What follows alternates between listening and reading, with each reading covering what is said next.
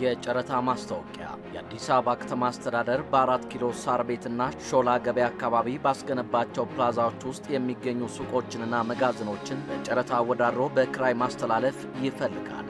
እነዚህ በዘመናዊ ሁኔታ የተገነቡና የደህንነት ቴክኖሎጂ የተገጠመላቸው ፕላዛዎች ውስጥ የተገነቡና ለተለያዩ አገልግሎት የሚውሉ በልዩ ዲዛይንና ውበት የተገነቡ የንግድ ሱቆችና መጋዘኖችን በጨረታ አሸንፈው በኪራይ ይረከቡ።